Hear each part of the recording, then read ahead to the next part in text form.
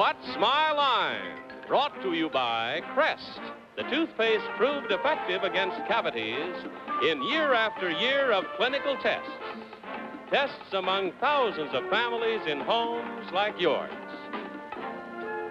And now let's all play What's My Line?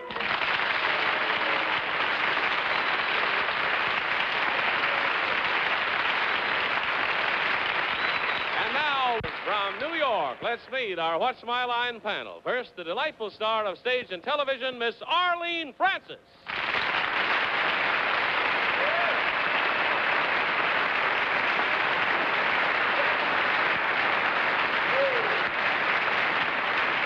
And now I'm very happy to introduce the senior citizen of the young ones, the very talented young singer who opens tomorrow night in the Empire Room at the Waldorf Hotel here in New York, Mr. Paul Anka.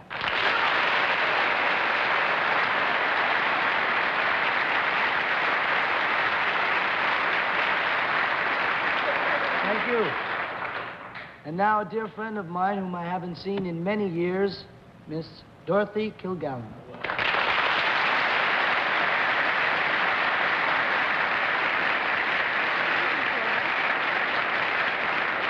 And on my left, a much younger man than Paul, Mr. Bennett, Cerf.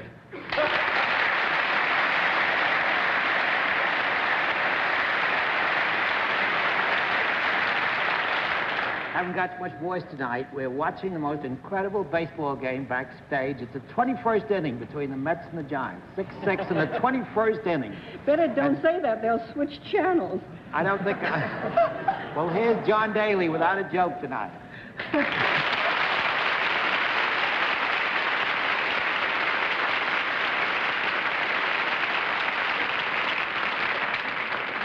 One thing, it really takes the years away from Bennett, and it's an exciting ball game. And I must say for Arlene and for Bennett, too, that they have something else to be excited about this week.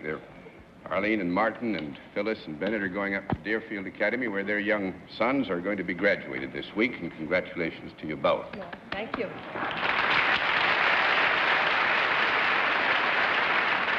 I'm going up to Tilton School, my prep school, to help give degrees to 80 young men, or diplomas to 80 young men, and I'm sorry that they're not at Tilton, but I must say you have a fine school in Deerfield. I thought you were graduating this week. I haven't been able to make it yet, Bennett. Nice to have you on the panel, Paul. Hope you enjoy the next half hour. We've got some very interesting occupations for you. We'll also have a famous mystery guest before my friends on the panel a little bit later in the program. We'll meet our first challenger after this message. And now to meet our first challenger. Will you enter and sign in, please?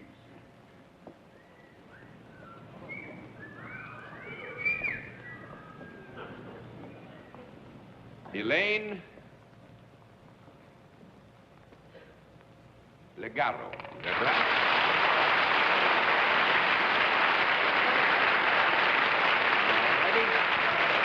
Is it Miss or Mrs. Legaro? Miss. Miss Legaro. Yes. Where are you from, ma'am? Philadelphia. Philadelphia, Pennsylvania? Why, that's your neighbor almost. Miss Legaro, may I present the panel? And now will you join me over here, and we'll let the audience in the theater and the audience at home know exactly what your line is.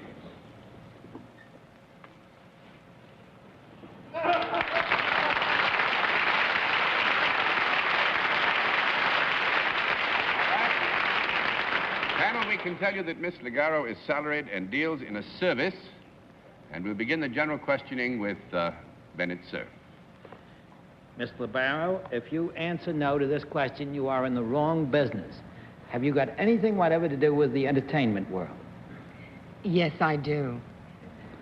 Are you an active participant in the entertainment world? Yes, I am. Do you ever appear on stage before audiences? Yes, I do. Do you do any dancing or singing in the performance that you do? I'm afraid not. That's 1 down and 9 to go, but a very good beginning, Bennett. Arlene? You do, however, I hope, use that lovely speaking voice when you work. Do you, Mrs. Legaro? Sometimes. Is music part of your work, Miss Legaro? Yes, it is. Do you yourself play a musical instrument? No, I don't. 2 down and 8 to go, Mr. Anka. Is there any physical movement in what you do, Miss Legaro? Definitely. There is. May I assume that there is more than yourself who do this, whatever form of entertainment you're in? Yes, there is. You work with a group. Not a group. Are you part of? This puts me in an indelicate position. Is your question specifically, Paul, if Miss Ligaro works with a group or with somebody else? With more than one other person, yes. With more than one other Yes. person? Yes. You do. Have you anything to do with dancing? No. 3 down and 7 to go, Miss Kilgallen. But you have something to do with music besides playing an instrument. Well, what we've agreed to is that music has something to do with the general character of the performance. May I rule out that you are a conductor of Definitely. music? But music is playing sometimes when you work, Yes, it is. and people are watching. Yes. Would they be regarded as an audience Yes. rather than a church group? Oh, yes. Just wanted to make sure. It gets tricky around here, you know. Well, do you move at all? Whether you're dancing or not, are you doing some sort of movement? Yes. Are you ever skating? No. 4 down and 6 to go, Mr. Cerf. Miss Libaro, may I rule out puppets? Yes, you may. I may rule them out. May I rule out dances like the can-can? You said you didn't do dances. No, I don't. Are you appearing at this time in or around New York, either in a theater or a nightclub or the World's Fair? Yes, I am. Have you anything to do with the World's Fair? Yes, I do. Are you in one of the shows, then, in the amusement area at the World's Fair? It's not the amusement area. That's all. Don't no. say any more. That's a no. 5 down and 5 to go, Arlene Preston. You are then in the industrial section of the World's Fair? No, I won't ask that. Do you appear in something other than the dress that you have on or ordinary clothes when you are performing? Yes. Would it be less than you are wearing now? Yes. Would it be anything to do with a swim or bathing suit of any kind? No. That's I right. beat you to it. No. 6 down and 4 to go.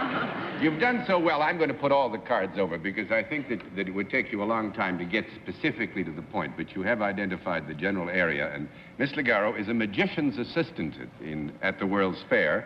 At the General Cigar Pavilion, she gets sawed in half and all that.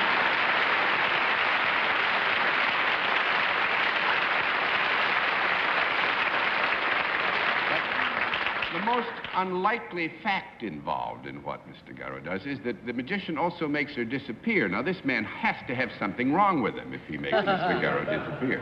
Well, I trust that this is good fun. I know you can't give away state secrets. No, I'm afraid not. But you haven't, so far, as you know, lost any limbs in this cutting bit. I don't think so. Good. I guess then I think you probably are doing fine. I hope that you come through the whole World's Fair completely unscathed. Well, I do too. Good. Nice to have you with us. Nice What's being my here. line? Thank you.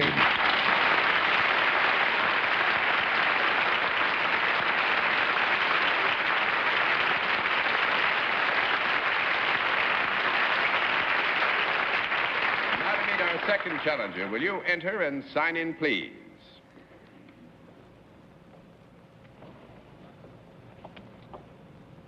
John Langer, is that right, sir? Lang.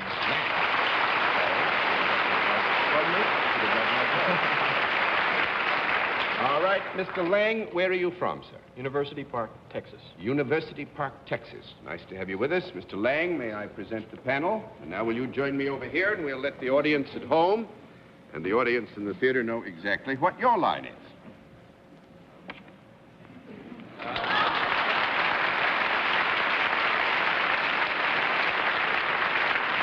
All right, panel, we can tell you that Mr. Lang is salaried, deals in a product, and we'll begin the general questioning with Arlene Francis. I'm wondering whether Mr. Lang has ever been told he looks like a stand-in for Billy Graham. Have you? Yes, I have. Because you do. That's a compliment. He's a beautiful man. So are you, of course, Mr. Lang.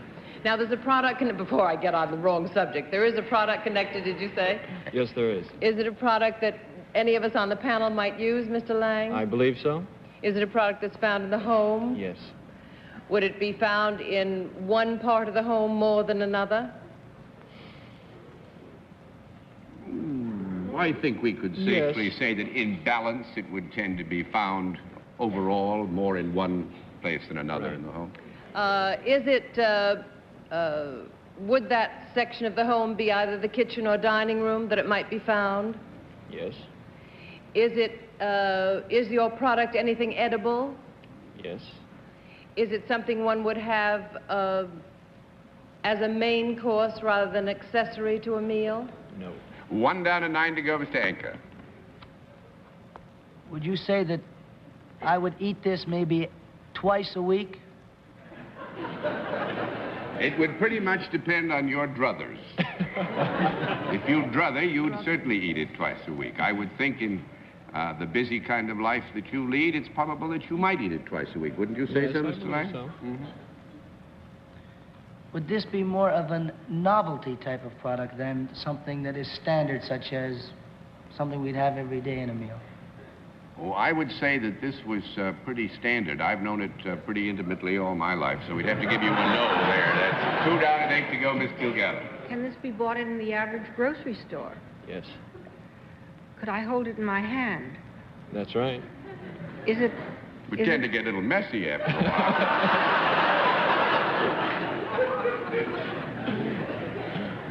Could I ever eat it before a meal? Oh, yes. Would it be had with cocktails or tea? With cocktails or tea? Yes, might be. Could I pick the whole thing up at once when I was going to eat it? Would depend on how messy you'd like this to wind up. Well, I would say when you are putting it to use, we would agree, Dorothy, that you could pick it up.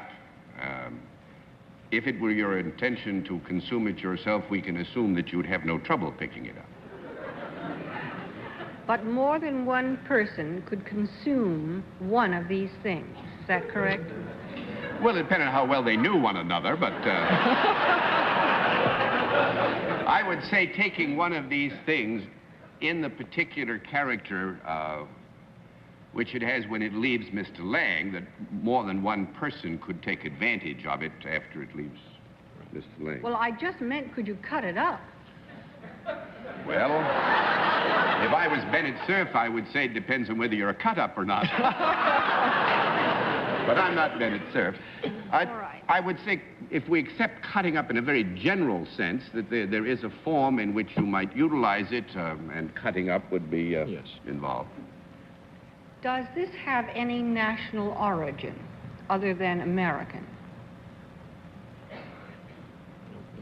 I'd have to defer to you. I don't know. I would think this is probably American, and Right. that... It's no pizza, in other words. No, No. no, I would say it's American. We might be confounded here and find out that somebody in Mesopotamia 2,542 years ago had I it on hope his, you are, in his John. beer, but then... All right, Bennett, I just got to You got a know. no? No, you didn't. No, you got to know. You assumed it. You assumed it was American, and we Oh, agreed. did I ask it? Mhm. Oh, I'm getting It's still on. All right. So it's American. Do you think, really, knowing me as you know me, Mr. Lang, you don't, but Mr. Daly will clue you in, that I have ever eaten this thing? Unquestionably. Unquestionably. Do little children eat it? Mm-hmm. Yeah. You have implied that it is gooey.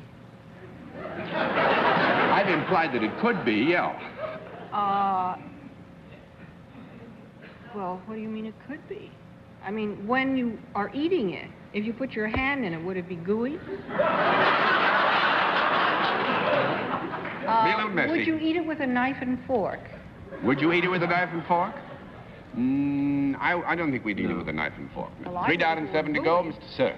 Mr. Lang, would you be more possibly likely to eat this at one special meal rather than the other two? No.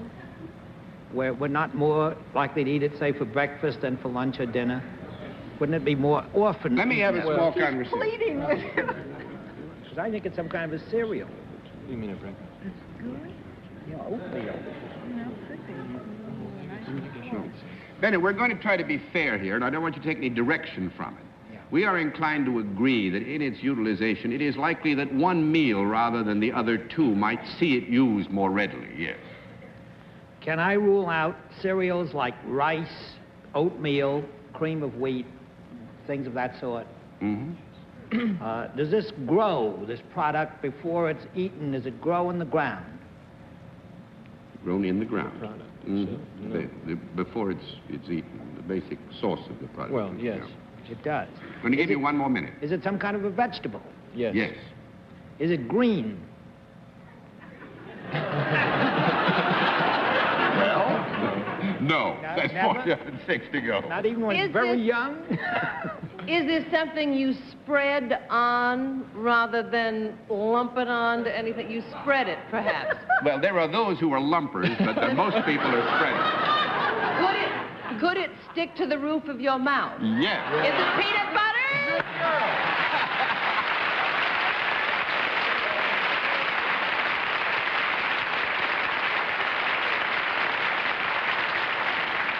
Mr. Lang makes Skippy peanut butter. That We happens all to be know something it so I'm well. crazy about, Mr. Lang. You have some samples with you. No.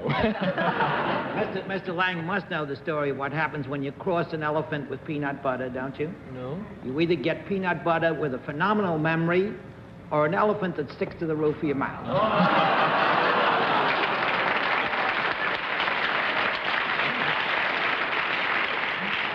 Well, we certainly could have skipped that, couldn't we? Well, Mr. Lang, I think we had some fun. I thought we had them absolutely cornered for a while, It but seems so. they worked their way out of it, and we enjoyed your visit. Hope you enjoyed being with Enjoyed it us. very much. Nice to see you.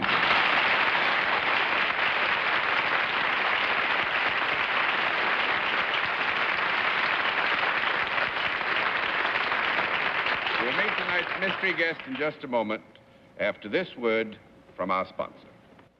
And now we come to the special feature of our program, the appearance of our mystery challenger.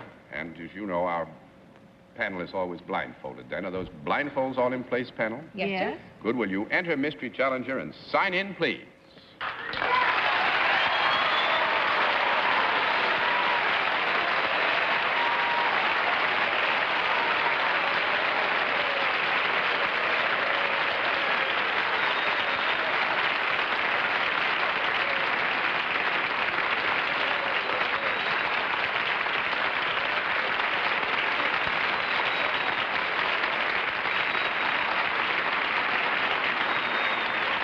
All right, panel, as you know, in this case, is new form of questioning. One question at a time, in turn, moving clockwise. And we'll begin with Mr. Anka. I gather you are female.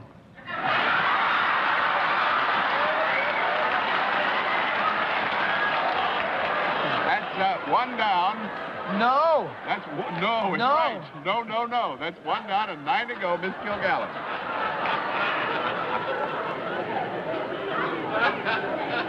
Mr. Daly.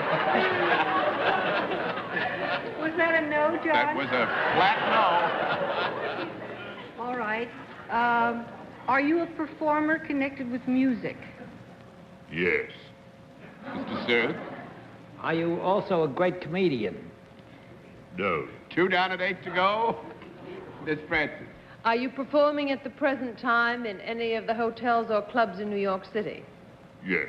Mr. Anka? Would you be also a record artist? Yes. Miss Kilgallen? Do you have a brother in show business? Yes. Mr. Cerf? Well, don't you want to take a crack?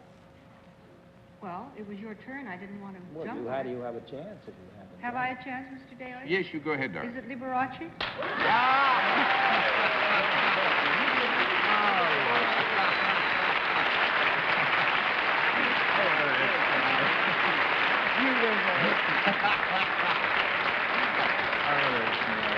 I'm afraid when Arlene opened the door there, things were going to come to a quick end. I know the Royal Box of the Americana is lucky enough to have Liberace this present time, and one of the great performers. I must say, I've told you before, I think the way you grab an audience and hold it is a remarkable demonstration of your talents and Thank you, abilities. John. Good to see you. It's so nice to be on the show again. Ah, it's good to see you. I'm trying to find a voice that they can't, recognize. Well, I thought you were doing beautifully there. You were way down in here. But they tripped us up anyway. Golly days. Thanks awfully for coming. It's a real pleasure. Good. Thank you very much.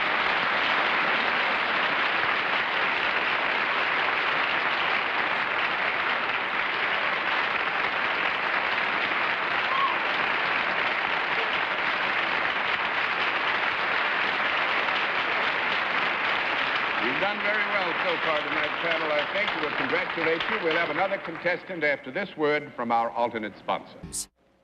All right, now to meet our final contestant, will you enter and sign in, please?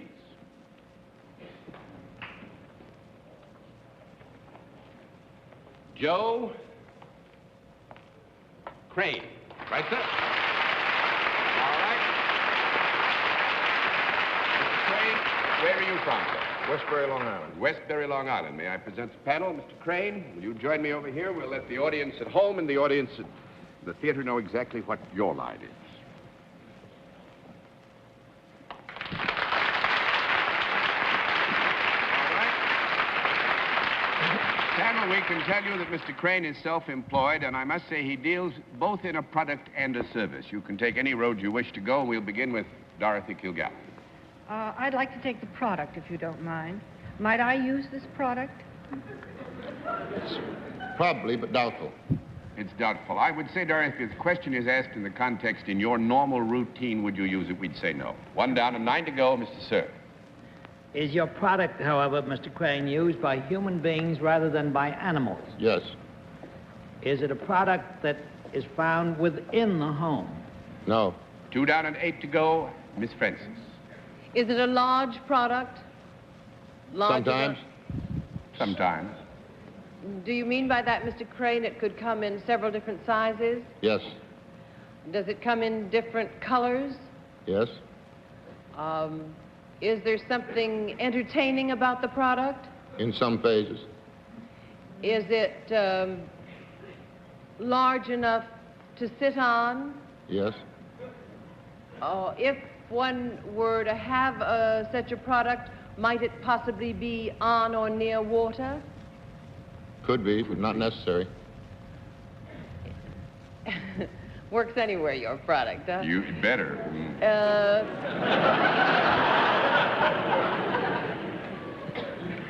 Does it have anything whatsoever to do with transportation?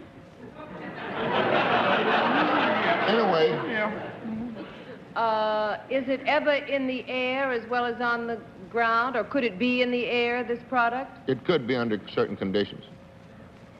If it were in the air, would it be contacted with something on the ground? Would it be contacted Yes, with something? as in kite, that you might hold a string that's to. fine. 3 down That and isn't what 7 I said to it go. was, you understand. Mr. Anka? Mr. Crane, in using your product, is your service necessary? Somebody's service is. Somebody's service. Would you say that a male would use this as more so than a female? I think it would Probably tend to be. more men, but anybody could. Anybody could. Would you say that there is a certain age limit that would use it more so than another? Yes. May I presume that it's some kind of a toy? No. No, and I'm going to throw all the I cards. want to make a guess. Yes. Is it an animal? No. Is it a crane of some No. kind? Is there a motor in it? No.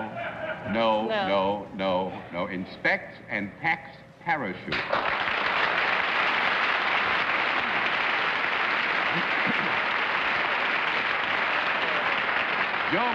Joe Crane and Company in Mineola in Long Island. He packs and inspects, and you're the president of the Parachute Clubs of America. No, I'm chairman of the board of the Parachute Club. Chairman of the board. I shouldn't have demoted you. Thank you for being our guest, sir. It was nice to have you on What's My Line. Thank you.